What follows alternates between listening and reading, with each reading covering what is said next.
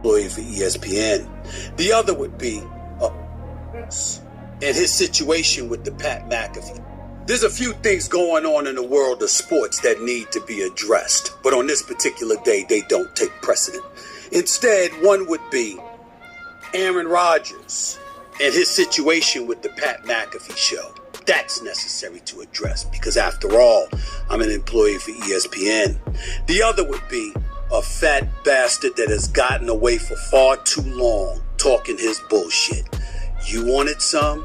Fine. I'm happy to give it to you, you piece of shit. The Stephen A. Smith Show up next, right now. Welcome to the latest edition of the Stephen A. Smith Show, coming at you at the very least 3 times a week over the digital airwaves of YouTube. I am coming at you from our Los Angeles studios. I'm on the road, so obviously I won't be taking any phone calls today, but to be quite honest with you, I won't be taking any tweets either. I'm not in the mood. I just want to speak and I want to get out of here because I got better things to do with my time, but there's just certain things that are necessary to get into. Before I do that, let me once again thank you all for showing me a bunch of love that you're giving me. Probably by the end of this show, I'll be up to 460,000 subscribers over the first 9 months of this YouTube channel. I can't thank y'all enough for the love and support that you've been giving me. Keep it coming, and I'm going to keep on coming. A little bit later on in the show, I almost never say his name, and that is the name of Jason Whitlock.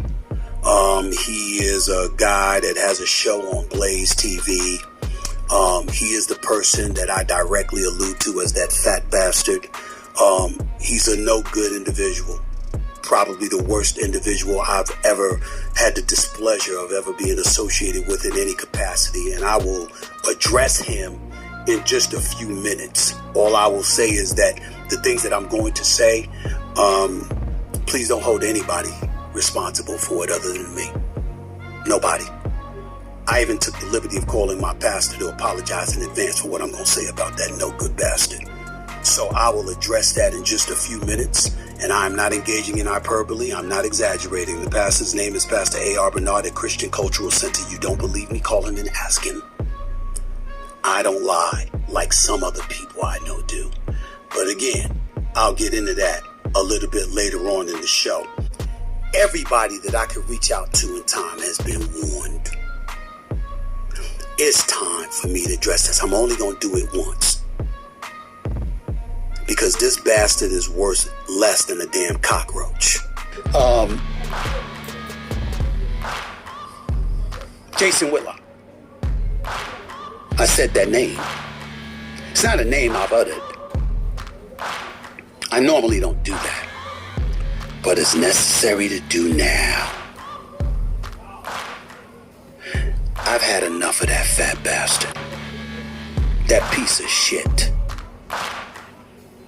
And I want to make sure that before I go to break, I want anyone out there who watches me, anyone out there who knows me, anyone out there, no matter what you think of me, I want you to remember, I never talk about him. I never talk about my colleagues. I don't do that. This is a first. But it's necessary. And when I say don't talk about them, I don't mean don't talk about them literally. I don't get in on them like I'm about to do now. I literally called my pastor and asked for his forgiveness and understanding in advance because he's not going to recognize the person he's about to hear. I did the same when I emailed the bosses at ESPN. This is my podcast. I own and operate this. I do what I want on this podcast. But it doesn't mean that I still don't harbor a responsibility to at least give my daytime employers a heads up as to what I'm about to do. My sisters, my nieces and nephews, my boys in the industry, everybody that I could reach out to in time has been warned. It's time for me to address this. I'm only going to do it once. Because this bastard is worth less than a damn cockroach.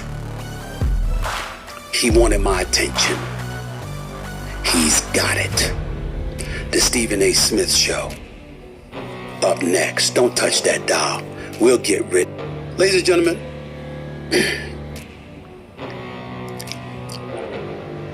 as a black man sitting in this seat, the level of vitriol that I have to absorb is something that I understand 99.99% of the time. You're a former player and you want to crucify me, that's fine. You're somebody that was involved in some kind of public incident that I had to speak on, whether you're the wife or ex-girlfriend or some of a former player or whatever, I get it. You're a present-day athlete and you don't like my evaluation of what has transpired before our very eyes and what I'm witnessing. That's right. But I swear to you, on everything that I love, it's not personal. I'm a sports reporter and sports commentator. That is what I have been throughout my career. It is my responsibility to tell you what I see through my lens, how I feel about it, what my perspective is, etc. It's not like I'm sitting at home with absolutely nothing to do and no obligation to touch on anything, but I feel the need to invoke and ingratiate my thoughts, opinions, etc., upon the world. I actually get paid to do this. And because of that, sometimes my opinions, my thoughts, my feelings, etc., are things that you would not like. But I have never lied to you. Ever.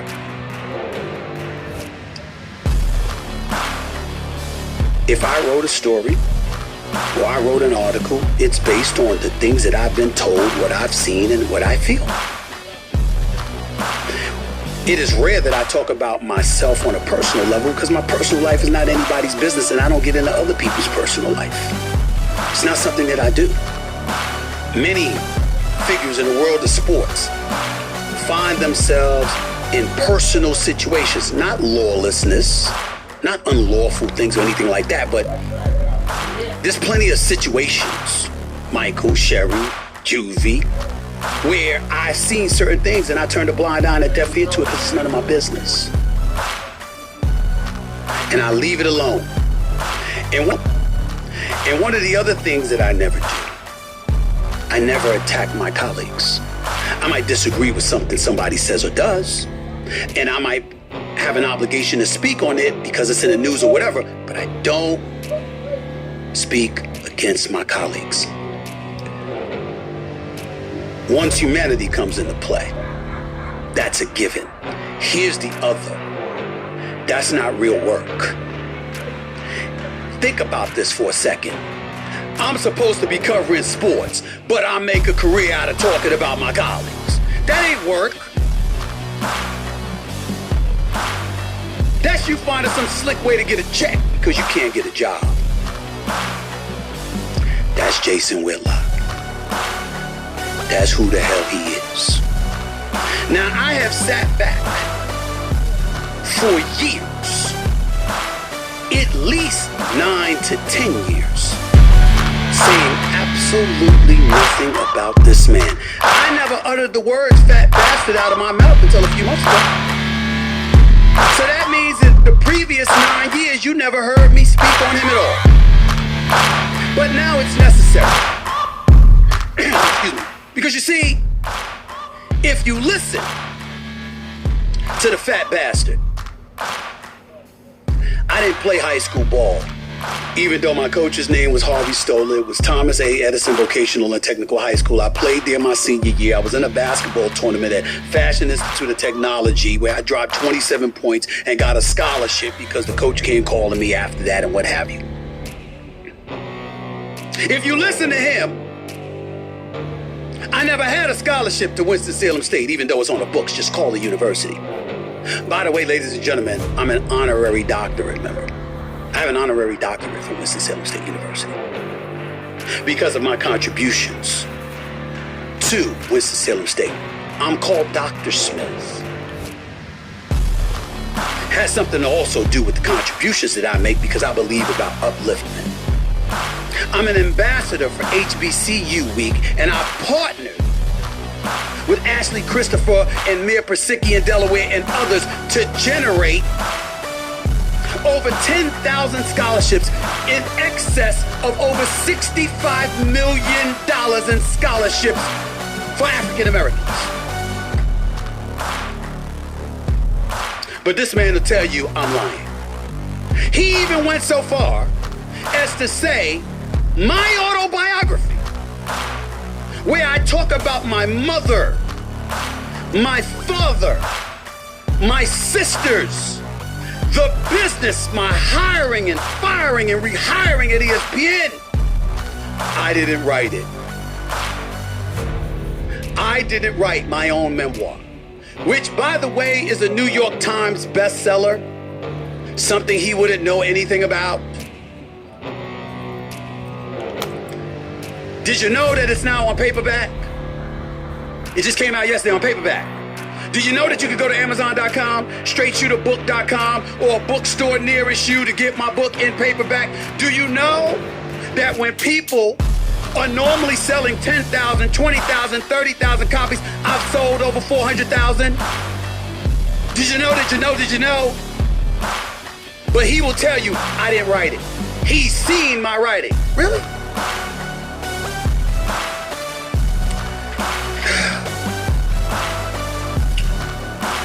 This article is an article written on Deadspin.com. The title, How Jason Whitlock is Poisoning ESPN's Black Grant Land. Because remember, Bill Simmons, who's now at Spotify doing a great job, obviously had Grantland at ESPN, and upon his departure, Jason Whitlock was supposed to take up the mantle and create a black website, folks. This article was written by a Greg Howard, published on April 27th, 2015. The same Jason Whitlock that said he's seen my writing, the same Jason Whitlock that implied that I couldn't write, the same Jason Whitlock that said that I'm lying. What does this man do? Why would I call up this article? There's a plethora of reasons why I would do so, ladies and gentlemen. One of the reasons would be because it's as in-depth as it gets about how scurrilous, how trifling, how despicable this man is.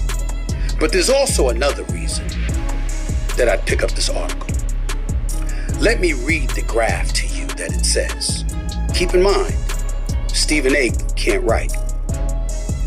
This staff, the one Whitlock was praising by way of warnings that if the writers and editors wouldn't align with his vision, he would get rid of them, was not the one Whitlock wanted. The Undefeated, because that was the name of the title before it ultimately became Andscape.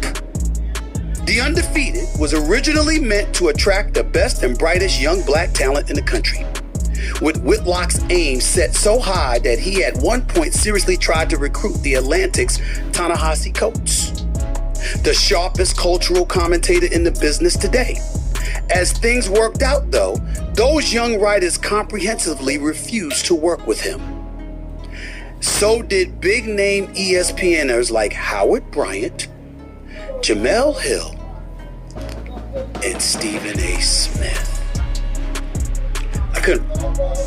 So did big-name ESPNers like Howard Bryant, Jamel Hill, and Stephen A. Smith. I couldn't write, huh?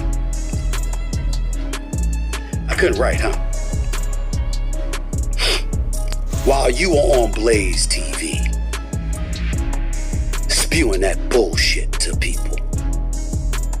Did you tell them that?